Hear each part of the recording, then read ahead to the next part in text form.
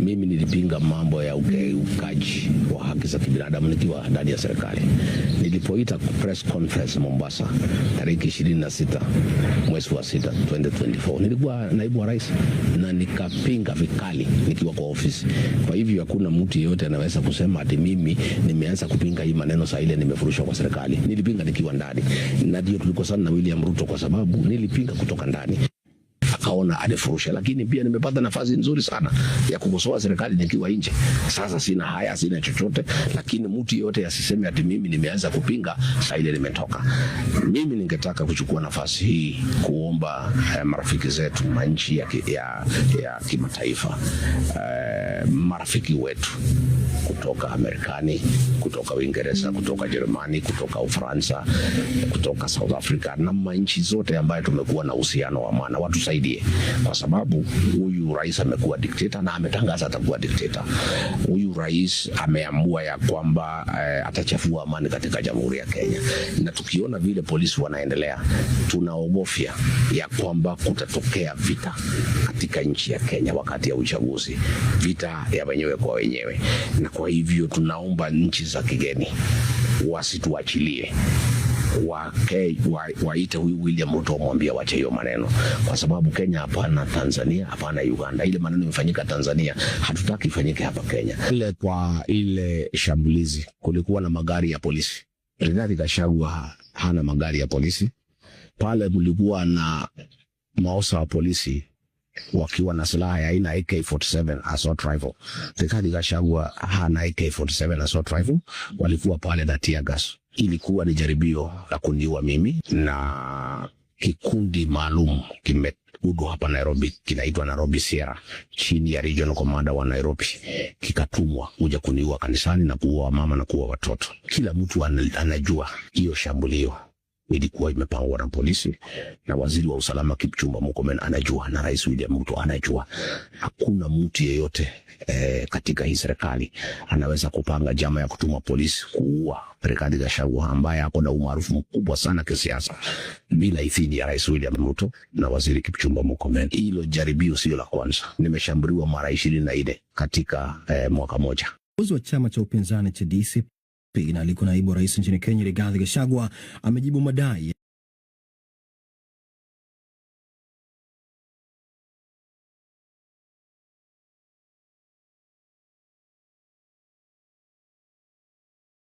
inayomhusisha na siasa za ukabila. Gachagua ameiambia DW Kiswahili kwenye mahojiano maalum yaliyofanyika nyumbani kwake Karen, Nairobi, kwamba ni lazima kwanza akubalike katika eneo analotoka. Kwenye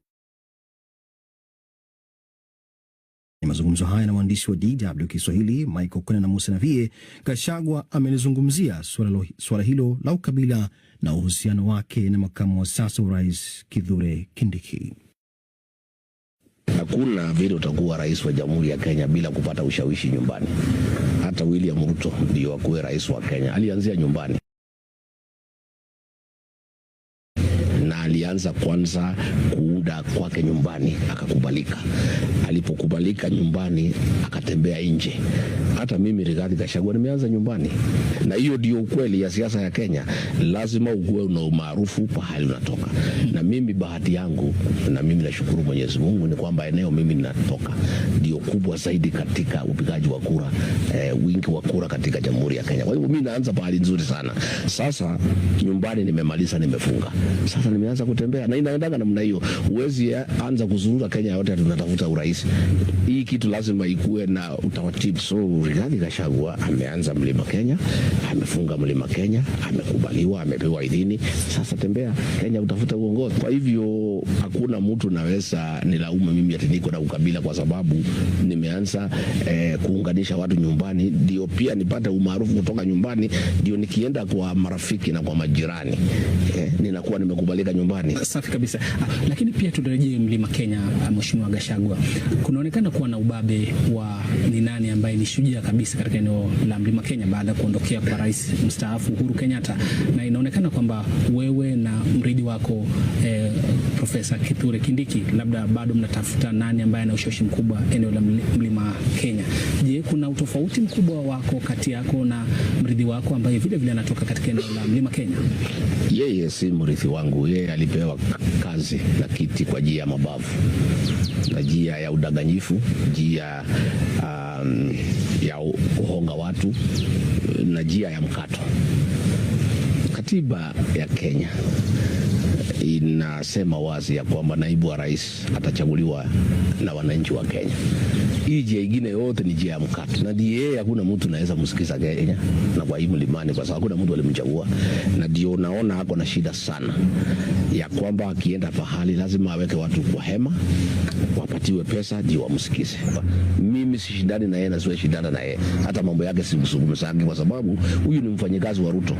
Karibuni hivi umeyataka mashirika ya kimataifa na mataifa ya kigeni kuingilia kati mzozo ambao unaendelea hapa nchini Kenya, hususan matukio mbalimbali ambayo uliyataja sasa hivi yakiwemo utekaji nyara na maeneo kama hayo.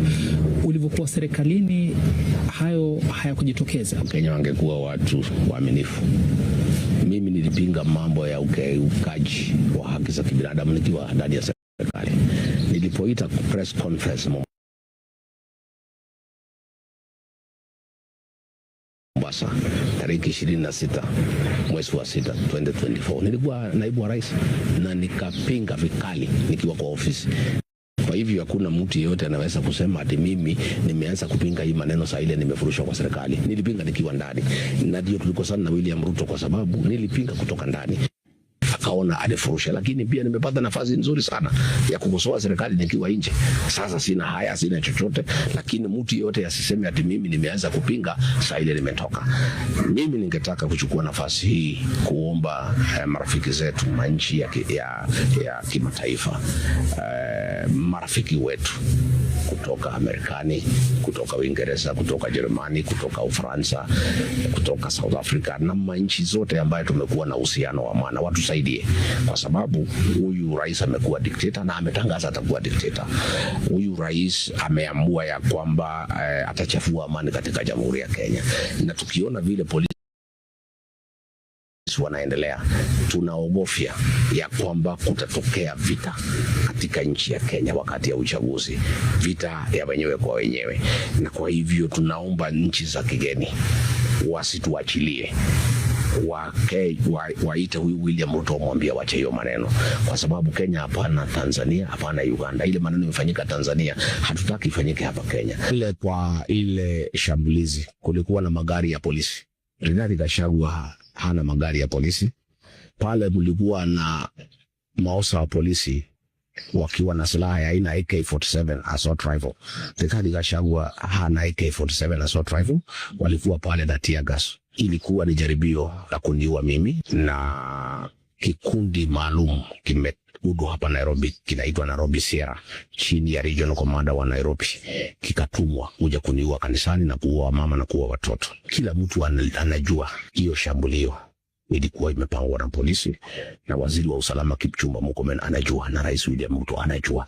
Hakuna mtu yeyote katika hii serikali anaweza kupanga jama ya kutuma polisi kuua Rigathi Gachagua ambaye ako na umaarufu mkubwa sana kisiasa bila idhini ya rais William Ruto na waziri Kipchumba Murkomen. Hilo jaribio sio la kwanza, nimeshambuliwa mara 24 katika mwaka moja. Kiongozi wa chama cha upinzani cha DCP na alikuwa naibu wa rais nchini Kenya Rigathi Gachagua amejibu madai yanayomhusisha na siasa za ukabila. Gachagua ameiambia DW Kiswahili kwenye mahojiano maalum yaliyofanyika nyumbani kwake Karen, Nairobi, kwamba ni lazima kwanza akubalike katika eneo analotoka. Kwenye mazungumzo haya na waandishi wa DW Kiswahili Michael Kwena na Musa Navie, Gachagua amelizungumzia suala hilo la ukabila na uhusiano wake na makamu wa sasa wa rais Kithure Kindiki. Hakuna vile utakuwa rais wa Jamhuri ya Kenya bila kupata ushawishi nyumbani. Hata William Ruto ndio akuwe rais wa Kenya, alianzia nyumbani, na alianza kwanza kuunda kwake nyumbani, akakubalika. Alipokubalika nyumbani, akatembea nje. Hata mimi Rigathi Gachagua nimeanza nyumbani, na hiyo ndio ukweli ya siasa ya Kenya. Lazima ukuwe una umaarufu pahali unatoka. Na mimi bahati yangu, na mimi nashukuru Mwenyezi Mungu, ni kwamba eneo mimi ninatoka ndio kubwa zaidi katika upigaji wa kura, wingi wa kura katika Jamhuri ya Kenya. Kwa hivyo mimi naanza pahali nzuri sana. Sasa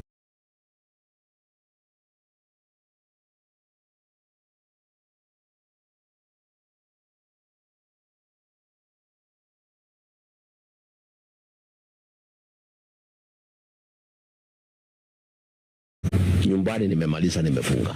Sasa nimeanza kutembea na inaendaga namna hiyo. Huwezi anza kuzunguka Kenya yote tunatafuta urais.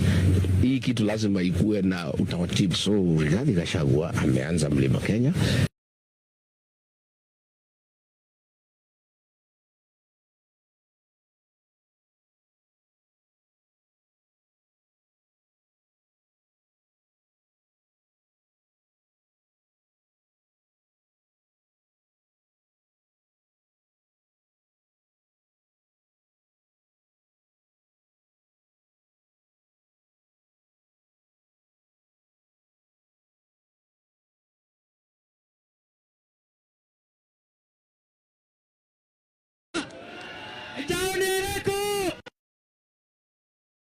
Mashini hiyo na sio kwa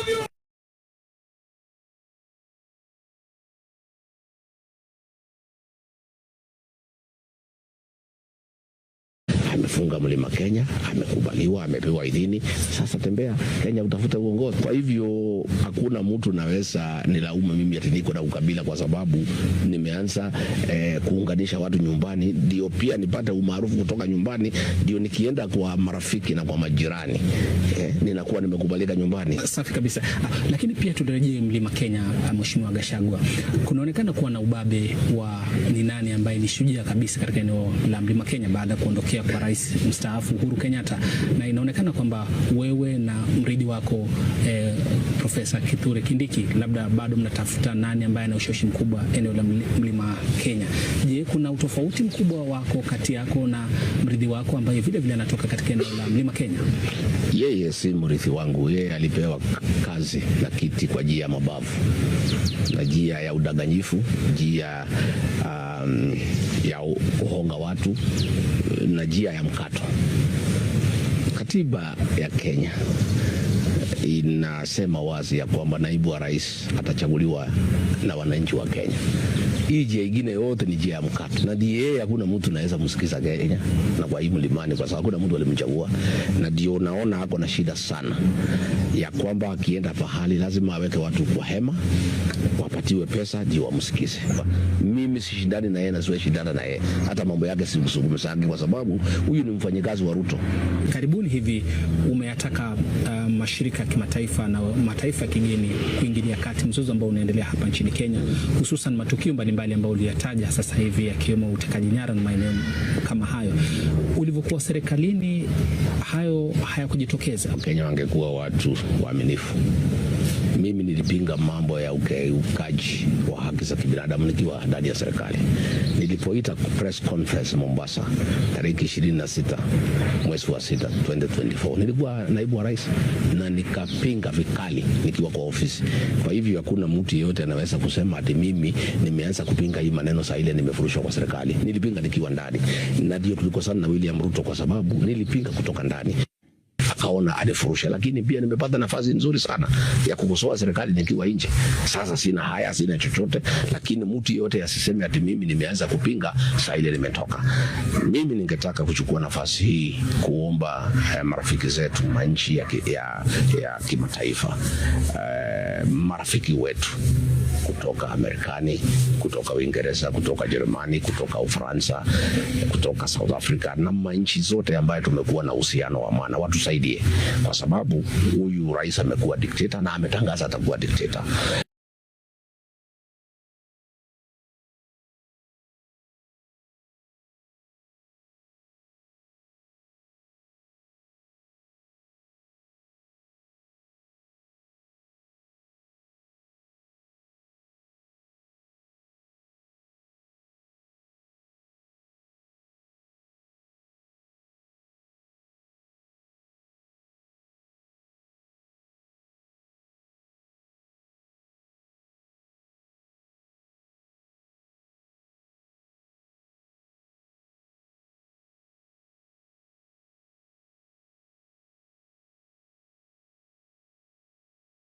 In Northern Kenya.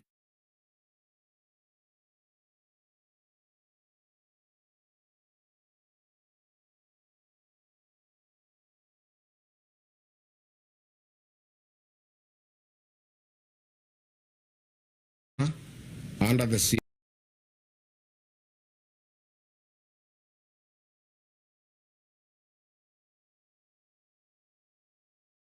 We must rise together. People are already experiencing high levels of acute food insecurity, a figure projected to rise as below average rains, rising temperatures, and declining harvests continue to strain livelihoods. As of December 2025, the crisis was particularly severe among the most vulnerable, with more than 741,000 children under the age of 5 years acutely malnourished and over 109,000 pregnant and lactating women in need of treatment, underscoring the scale of humanitarian emergency. Further, water stress has emerged as one of the harshest realities. Women and children bear the greatest burden, walking long distances, missing school, and facing increased risks of disease and malnutrition. This suffering is especially painful as it unfolds against the backdrop of Ramadani, when many families already fasting for faith now endure hunger and thirst imposed by circumstances. In light of these realities, William Ruto must declare the drought in northern Kenya a national disaster. Such a declaration will unlock the scale of national and international response required to save lives, protect livelihoods, and restore dignity of the Kenyan people. Before a drought reaches the emergency phase, a responsible leadership does preparedness. With 3 failed rain seasons, what was expected? Building of water ponds, dams, and allocation of emergency funds in time to those in need. In a meeting yesterday, the government, in a typical knee-jerk reaction, allocated 4 billion Kenya shillings to 23 ASAL counties. This translates to approximately 173 million per county, allocated to 3.3 million Kenyans who are affected. This translates to 1,200 Kenya shillings per person. These funds are way below the minimum food basket recommended by the United Nations to approximately Kenya shillings 2,700 per person in the rural areas. In an expose recently, the Office of the Deputy President spent 338 million on private jets, chartered airplanes, and choppers. Aden Duale's Shah business lost 11 billion Kenya shillings. This government does not take human life seriously. For a young man in Kenya, if they are not killing you in the streets, they are tear gassing you in church or killing you with thirst and hunger in the north. At the same time, the leaders of northern Kenya, who cannot account for Kenya shillings 1 trillion since devolution in 2013, are quiet and enjoying luxury in Nairobi as their people in the north continue to suffer from hunger and anguish. The people of northern Kenya are Kenyans. Their children are Kenyan children. Their hopes, struggles, and aspirations are part of the shared destiny of our nation. Any Kenyan oppressed or neglected today is a warning to us all. And injustice and suffering do not recognize borders or communities. We are and must remain one for all and all for one. Let this be the moment we reclaim the best of who we are, a people who do not turn away from hardship, but who meet it together with courage, with compassion, and with the unbreakable spirit of a nation that refuses to abandon its own. The spirit of Harambee must guide us. As President William Ruto tours the food insecure and water-stressed north from tomorrow to disperse the Nyota cash in Wajir, Mandera, and Garissa this week, he should know that life is more important and people are at the verge of hunger and death. In any case, the whole essence of touring the north is little on Nyota program, but to sanitize the corrupt leaders who have failed the people of northern Kenya. Furthermore, the Nyota program is a World Bank program happening in other African countries like Angola, Mozambique, Nigeria, Senegal, Benin, Togo, Yet we have not seen their presidents turn this into re-election campaign rallies across their countries. As a DCP party that is built on the philosophy of listening to the people, Kenyans have sent us overwhelming questions and concerns about the North and promises made by one William Ruto.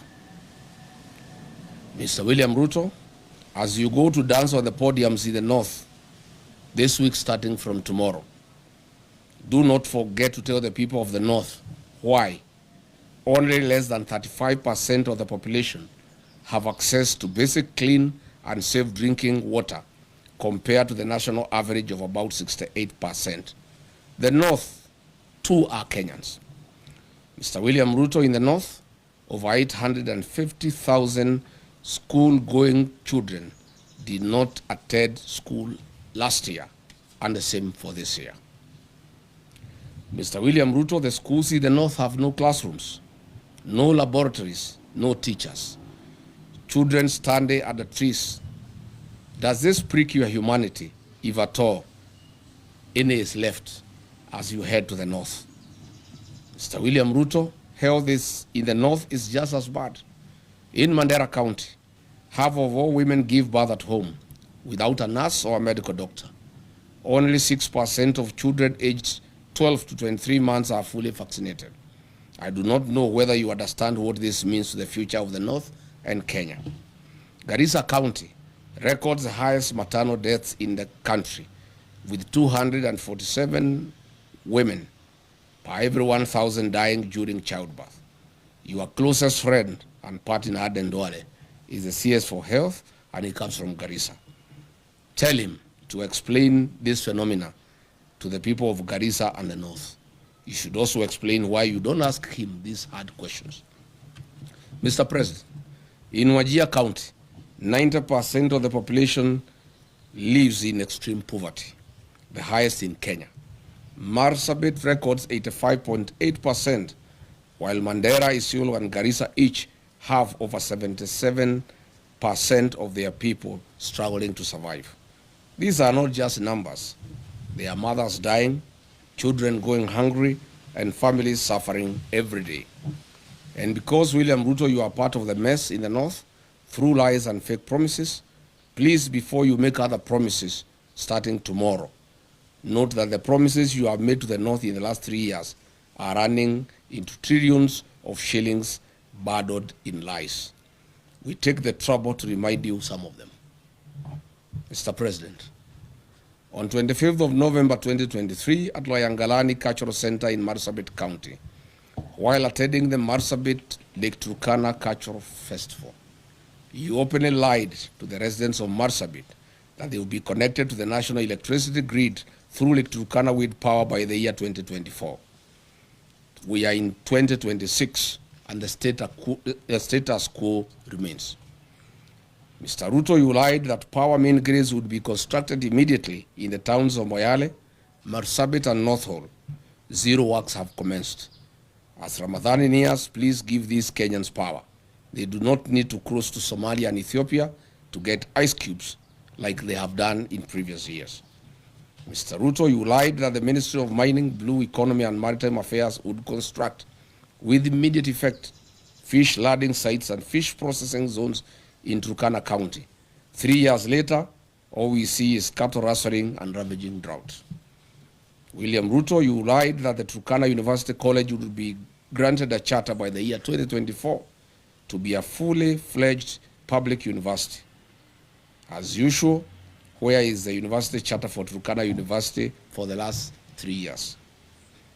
Mr. Ruto, you lied that FGM would be dealt with accordingly and perpetrators be held accountable. Today, the prevalence of FGM in Marsabit County is at 83%, ranking Marsabit County as the third highest country in Kenya in FGM prevalence. I hope you understand what this means to women and girls of Marsabit as they look forward to exploiting their full potential. Why lie to women and girls, Mr. President? Between 4th and 7th February 2025, William Ruto toured Mandera, Wajir, Isiolo, Marsabit, and Garissa counties, and as usual made a cocktail of promises, deceit and open lies, as he'll be doing in the next 3 days as he heads to the north. On 4th February 2025, in Mandera town, he promised to end marginalization and inclusive development. A year later, Mandera County has no roads, no sewage system, the drought is killing camels, the children of Mandera study at the trees. He keeps on as allies, leaders of the Mandera who steal what is meant for the people. The people who have impoverished Mandera are his buddies and political allies. He further promised to put Mandera on the national grid through Ethiopia. To date, Mandera gets electricity on ration basis once in every 24 hours. The president promised to put 1.2 million acres of land in Mandera Triangle along River Daua under irrigation. To date, no progress has been reported. On the same date, at Mandera Teachers Training College, he promised to support improvements in educational infrastructure and increase teacher recruitment in Mandera and Northeastern region, which single school has been built since then. On security and counter-terrorism commitment, William Ruto promised to protect residents and combat insecurity. He promised to ensure security and fight terrorism in Mandera after high-profile abduction incident involving 5 chiefs before his visit. Interestingly, 5 months ago, Jubaland forces occupied almost half of Mandera town, and Ruto has never commented on this matter. On regional connectivity and infrastructure, William Ruto promised to expand Mandera's road and energy connectivity. He said that the government will build and expand key infrastructure linking Mandera to the rest of the country, including roads and electricity through Ethiopia. It remains a lie. On the same date, William Ruto promised to speed up Mandera water supply and sanitation project at a cost of 3.1 billion to benefit households with improved clean water and sewage systems. Again, this is a white elephant. On February 5, 2025, in Wajir town, at Orahek grounds, he promised that his government would connect 20,000 households in Wajir to electricity and expand rural electrification, including schools and mosques, at a cost of 3.6 billion Kenya shilling.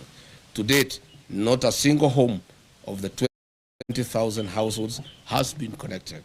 William Ruto, as you head to Wajir for more lives, you will have to tell the people of Wajir why you lied to them on this particular date.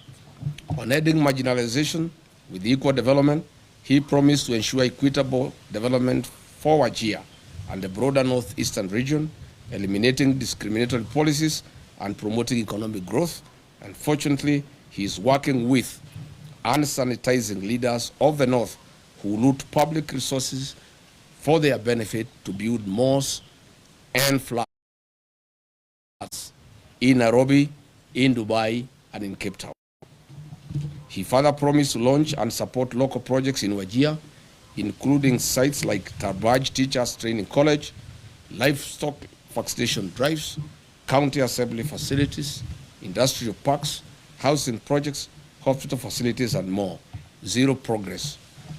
On 31st of February 2024, William Ruto, while in Marsabit County, launched the following projects: periodic maintenance of Marsabit A2, Orange House, Kiwanja Dege Primary School, and A2 to Mata Aruba A2 road, which is 5 kilometers. Today, there is no progress. He launched again another project of 42 million Kenya shilling for periodic maintenance of Marsabit Bypass Road to be completed within 9 months. Again, it's now 2 years. William Ruto launched the periodic maintenance of Saku Modern Market to Shauri Yako Marsabit Road at a cost of 17 million. This was to be done within 9 months. 3 years later, there's no progress. In Isiolo County, on 11th April 2023, while breaking the fast with the Islamic community, he lied that Isiolo, Kulamawe, Modogasha Road will be upgraded to bitumen standards. Again, it remains a lie. Again, under his leadership, the 9.4 billion Isiolo Garissa Road, unassociated to all weather roads, remain stalled. Further, The Isiolo town water and sewage infrastructure at a cost of 7.5 billion remains a white elephant. The construction of new Tana River Bridge along A3 Road and Approach roads at a cost of 2.9 billion shillings again remains a white elephant.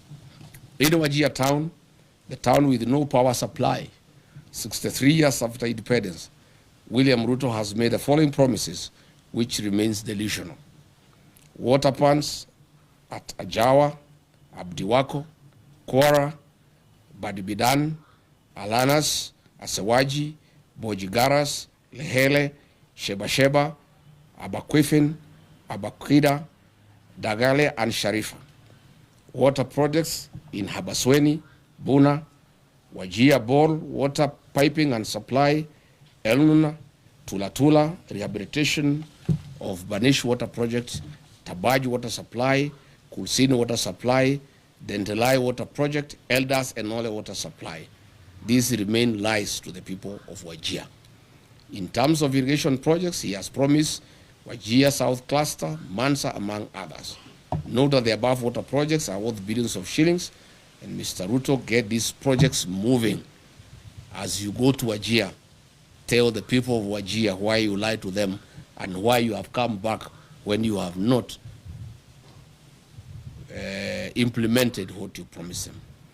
As we speak today, Wajir Level 5 Hospital and Griffith Level 4 hospitals have no sterilization and surgical sets, leave alone having reliable power supply. William Ruto, with the governor of Wajir, you may need to explain this to the people of Wajir. The construction and upgrading of bitumen standards of the following roads in Wajir County remain a campaign lie and tool for William Ruto.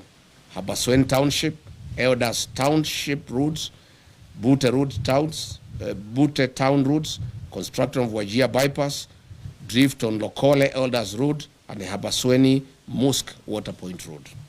Your poetic road of Ramu, Gari, Elwak, Kobo, Kotulo, Tarbaj, Wajir, Samatar, Modogashe, Isiolo, tell us why majority of the sections are stored for the last 3 months and workers have never been paid their money to be able to continue with the construction.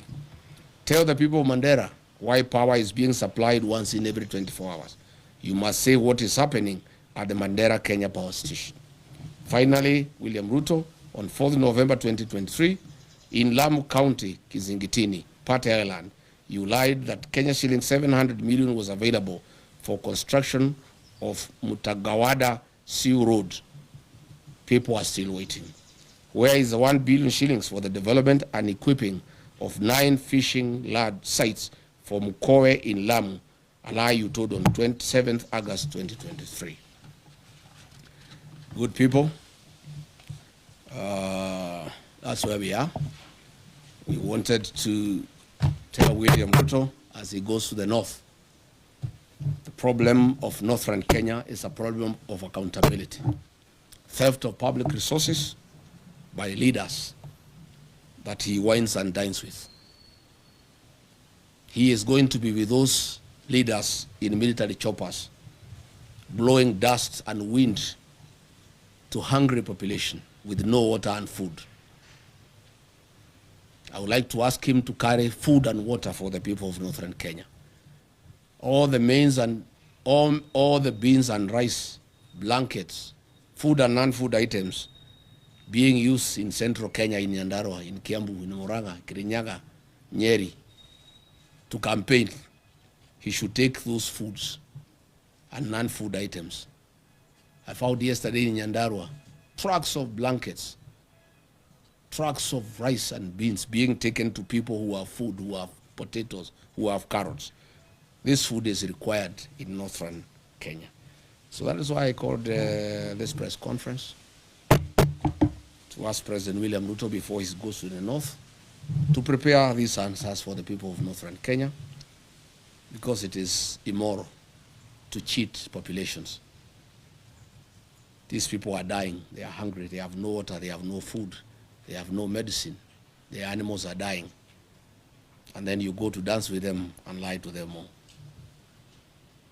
Asanteni sana. Any question? Yes, citizen. My name is Emmanuel Top from Citizen TV.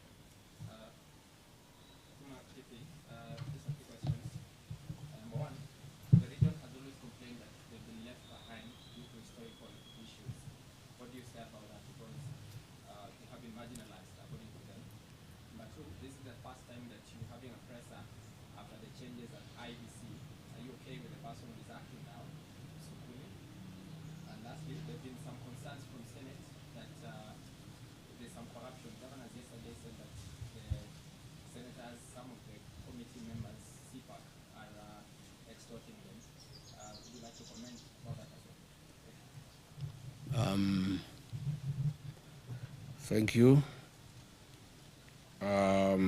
What was the first question? The first question is about the historical. Yes. It is true that Northern Kenya suffered marginalization historically, but lucky for them, the 2010 Constitution was very kind to the people of Northern Kenya. The 2010 Constitution ushered in devolution. It brought the equalization fund.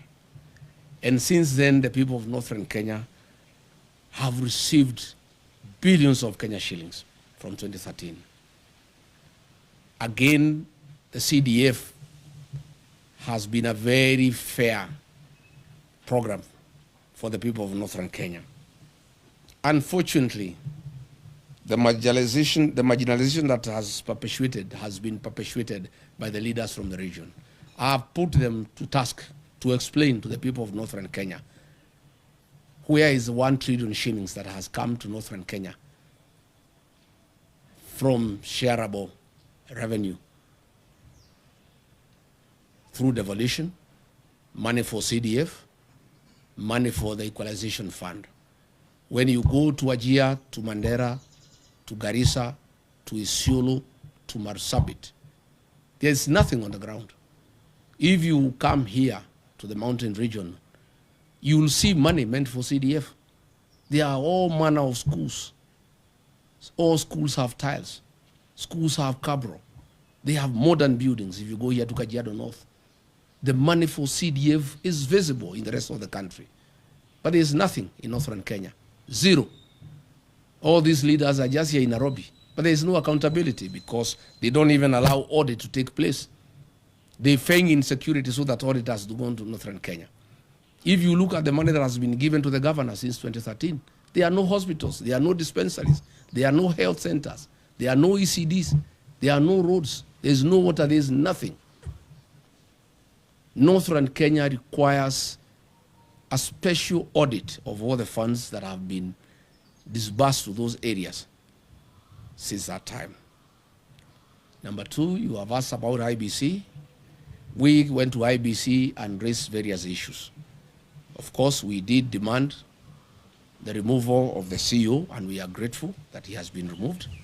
We call for a transparent and open recruitment of a CEO with no interference from the state. Further, we call upon the IBC to terminate the contracts for the mathematics system of conducting elections, the Venezuelan technology that was illegally extended by the outgoing CEO, Juan Marjan. He did it when there was no commission. It's an illegality, and that contract is illegal. And that contract should be terminated, and IBC should advertise and acquire modern and credible system for conducting our elections. Thank you. On? Yes. Most of these governors cannot complain of extortion. Why they are being is extorted, especially the ones from Northern Kenya. They have stolen all the money meant for the people. So I gather the senators are reasoning that since they have stolen from the people, they need to steal from them. Of course, two wrongs don't make a right.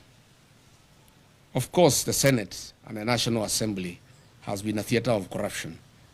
When I was being hounded out of office, the senators who hounded me out of office were given 10 million shillings each, and others 20 million.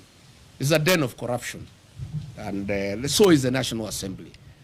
And by extension, all public institutions.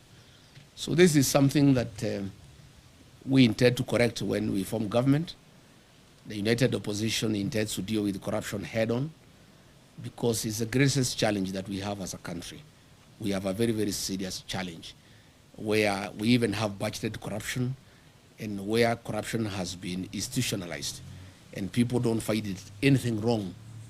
Again, William Ruto has really encouraged people to practice corruption.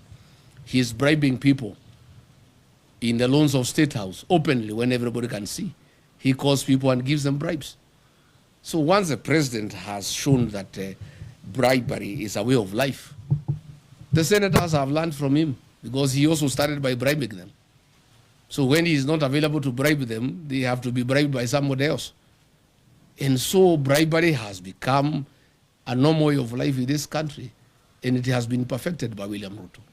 He is shamelessly, with his deputy, going around in the country with sacks of money stolen from institutions like Kenyatta National Hospital to bribe people for re-election. And therefore the senators, the MPs, the police, the administrators, everybody is learning from the best. William Ruto is the one who has perfected bribery as a way of life. And therefore everybody has learned from him. And that is the country now that we have. And that is why we are preparing for the next election to correct this situation by removing from office and bringing a government that is transparent and accountable. Yes?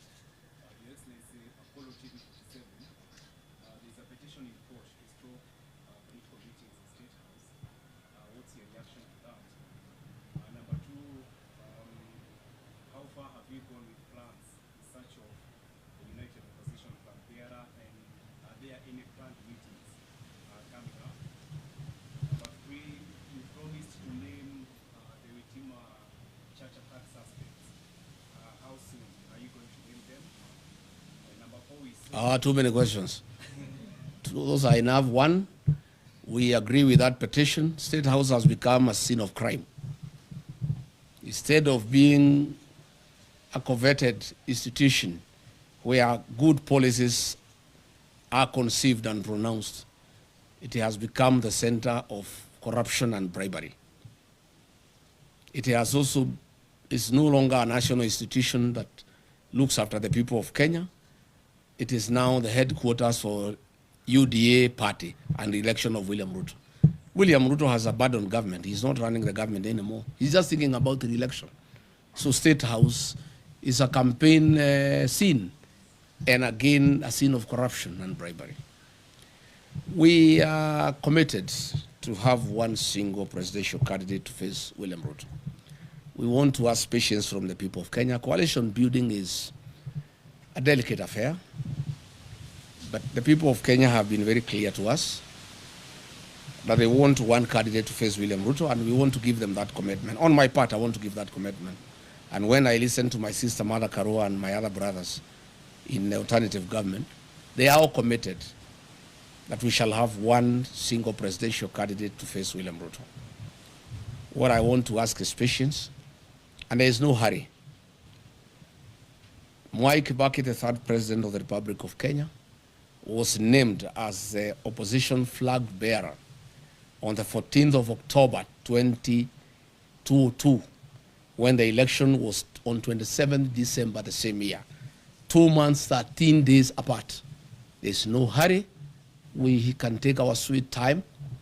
If you ask me, we should not be in a hurry. Anything from March, April next year is good enough. We told IG Kaja that we shall go back on the 16th for a report. We want to hear from him. I have information William Ruto has said those people should not be taken to court because he will be indicted.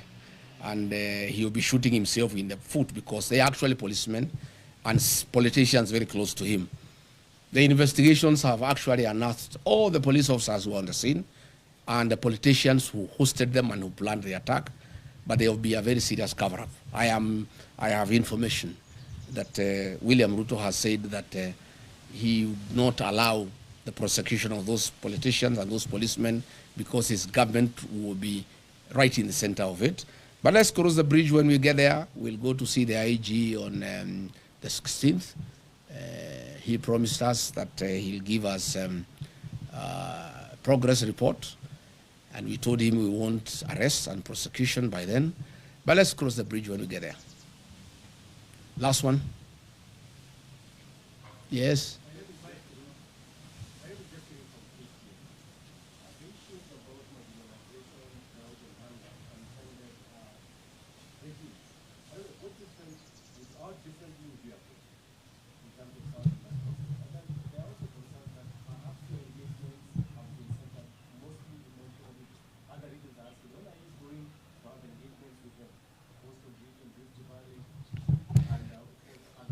My friend, I'm here today talking about Northern Kenya. I'm a Kenyan leader. William Ruto has unsuccessfully tried to say I'm tribal because I come from the mountain and I spend a lot of time there because it's home. Even you people, when you go to work, in the evening you go back home because that's home. I'm a Kenyan leader and I'll be talking about Kenya. I'm today talking about Northern Kenya. Later tonight, I have radio stations from the Ma community discussing issues in Narok, in Kajiado, and in Samburu. I want to say the 2010 Constitution dealt in a very big way with the issue of marginalization. My administration will work on accountability to make sure that funds, public funds, appropriated by the National Assembly and given to the counties and given to the MPs through the Constituency Development Fund, those funds are spent prudently for the purposes for which they were appropriated. I don't think we have really a big problem about lack of funds. It's the issue of accountability, and more so the North.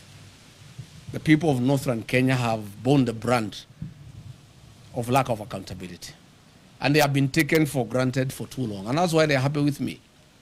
And I can tell you, President William Ruto has the MPs and the governors in Northern Kenya and the senators. I have the people.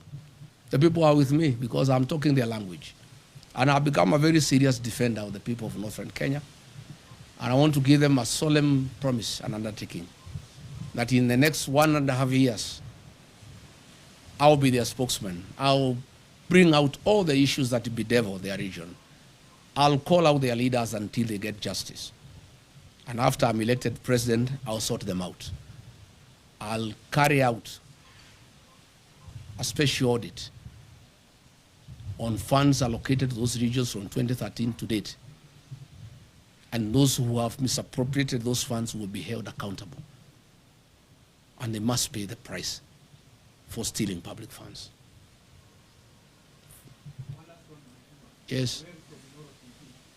What do you have to say about the health situation in the Mount Kenya region now that you are against the food supply system? The drought situation in Mount Kenya region is very minimal. There are very few areas that receive relief food in the Central Kenya region, where I worked for many years as a district officer. I know the Mount Kenya region like the back of my hand. We have some little challenge in Tharaka, some little challenge in Bere, some little challenge in Katwanyaga, in Thika, some little challenge in Kakuzi, in Maragua, some little challenge in Karai, in Kikuyu, some little challenge in Deya, in Rimuru, some little challenge in Kieni, in Nyeri. That's it. And a little challenge in some parts of Ndarawa, in Nyandarua. We have no business sending food to Kinangop. It's the basket of this country to give food to the people of Kenya. You have no business sending food to Kirinyaga. You have no business sending food to Madera. You have no business sending food to Tigoni. You have no business sending food to Gatundu. Those are people who have food. That food should be taken to Wajir, to Garissa, to Marsabit, to Turkana. That is where the food is needed. And if it was to be taken to the people of Mount Kenya region, it should be taken to those who are starving, not as bribes for votes. That is where we have a problem.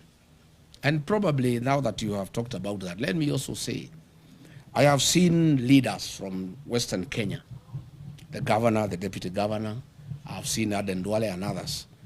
They have been sent by William Ruto to abuse President Uhuru Kenyatta and trying to intimidate him and trying to sell him fear that he should not have a political mind, he should not interact with other leaders in Kenya, and he shouldn't have a political choice. And if he does so, they will take away his retirement benefits and his allowances. Let me tell those leaders sent by William Ruto.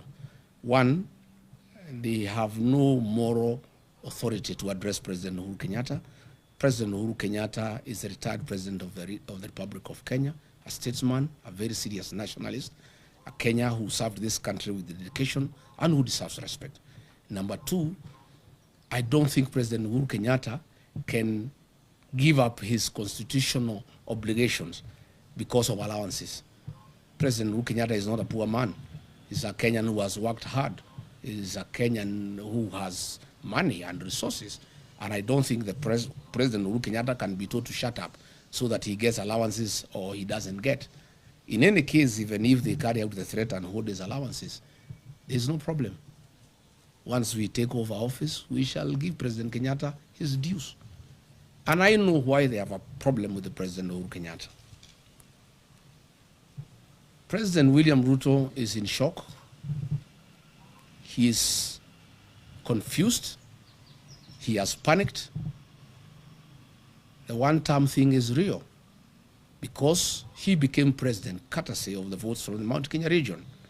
The Mount Kenya region, those who voted for him, those who voted for Raila are all against him. He had hoped he could persuade President Uhuru Kenyatta to assist him to divide the mountain. Even when he went to cry to him in Ichaweri, he was there on a mission to see how he can get President Uhuru Kenyatta to see whether in one way or another he could cause some confusion and the mountain is divided so that the mountain vote does not go to somebody else in one basket. President Uhuru Kenyatta cannot allow President William Ruto to divide the mountain. President Kenyatta and I and other leaders, Martha Karua, Justin Muturi, Mithika Linturi, will do whatever it takes to make sure the mountain is united, because that vote is very important to this country, and it is a vote that will help the rest of Kenyans get rid of William Ruto. So I want to ask William Ruto to stop sending junior leaders to abuse President Uhuru Kenyatta. President Uhuru Kenyatta left you a great country. When he left office, the health system was working. In 3 years, you have destroyed the health system. When President Uhuru Kenyatta left office, the university, the Higher Education Loans Board was working. 3 years down the line, you have destroyed it. When President Uhuru Kenyatta left office, there was capitation for primary schools and secondary schools. 3 years down the line, children are at home. Stop blaming President Uhuru Kenyatta for your political problems and challenges. You destabilize your own government. You lie to the people of Kenya. You have made corruption a way of life. You have made bribery the epitome of State House. The challenges that you have as a president are of your own making. And stop blaming President Uhuru Kenyatta. Stop sending leaders to abuse President Uhuru Kenyatta. And I want to challenge William Ruto, if he's a man enough to abuse President Kenyatta himself. Stop sending some leaders to abuse President Kenyatta on your behalf. Do it yourself if you are man enough. Abuse him. And let me say, I will not allow President Uhuru Kenyatta to be intimidated. I have a responsibility as a leader from the region to defend our son, our kinsman. President Uhuru Kenyatta must be allowed to retire in dignity.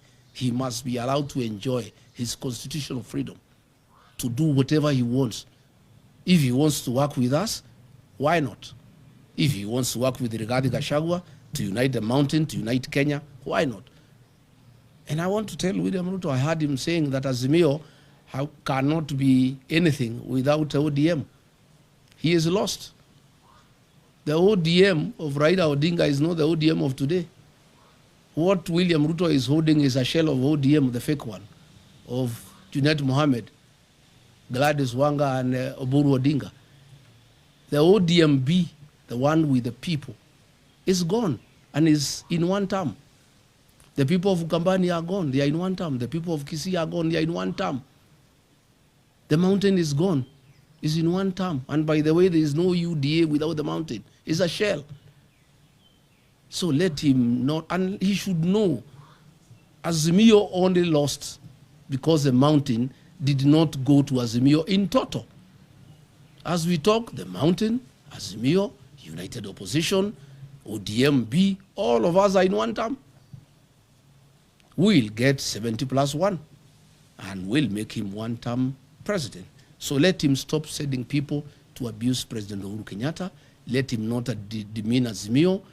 Let him deal with his own challenges that are self-inflicted. He mismanaged politics. He mismanaged the country. He made corruption a way of life. He made lies as his trademark. And Kenyans are fed up because they can see through him. And therefore, he should sort out his own problems, and he should not send people to blame President Uhuru Kenyatta for his woes. And I want to say to the people of Kenya that I will take time. Anytime Uhuru Kenyatta is attacked, I must defend him as our retired president, as my brother, as my kinsman. And I have a responsibility to do so. And that I'll be able to do from time to time. Thank you very much. Asanteni sana. Mungu abariki. I think we have said enough. Asanteni.